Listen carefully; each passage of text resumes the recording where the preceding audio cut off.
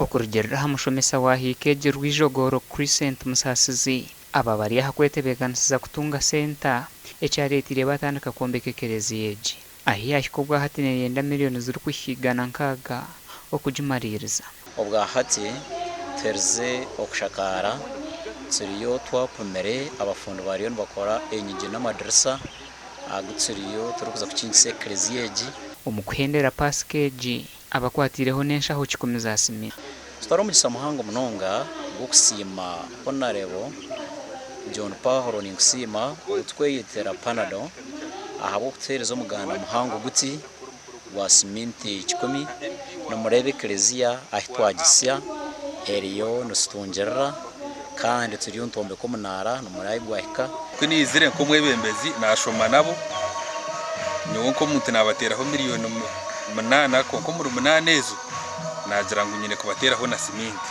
Abakurisito bashabirwe butarengwa kiro kikuru nkeke cya Pasika okuhereza mukama abo kugira ngo rede turi mu biro kuri bya Easter season egereye gukora ibikorwa by'embabazi ibikorwa birungi nanyo mu kiro kikuru cya Easter cyo nagira ngo kangarike rwijogoro hika mbaretere siminti 10 ubundi bakazezunisa bombekira mizo rya rahanga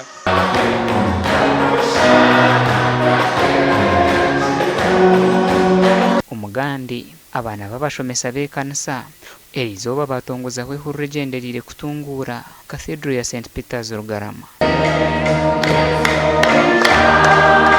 aba bakoraho umukoro gwo kusima kandi bahereza entebe zo mutindo aha Cathedral Minister wihanga hawe by'amakoro David Bahati nwe yaba ari umugenyi mukuru kandi ajwekiro wabireho inganzi yihanga Right Honorable eby'embabazi. Allow me to launch this association with Paul's words to Timothy as in 2 Timothy chapter 1 verse 13 and 14.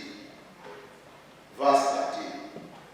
What you heard from me, keep as a pattern of sound teaching with faith and love in Christ Jesus. Verse 14. Guard the good deposit that was entrusted to you.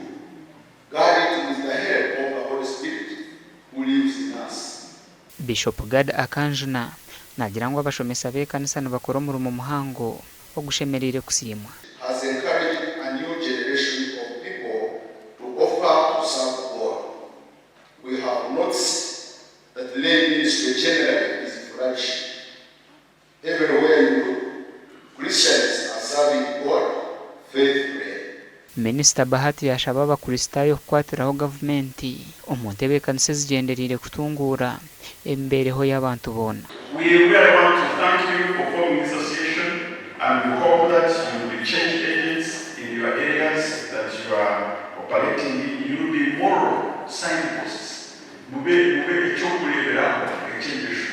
Bahati yahaye umutwa gwa eby'embabazi ogwentebe 10 kandi wenka minister yahaye entebe 5 aha mukoro ogwo esente zirengire miliyoni 20 nizo zashorozubwa okwinegeza kigendererwe iki gasha kwa Timothy Mushabe na Job namanya.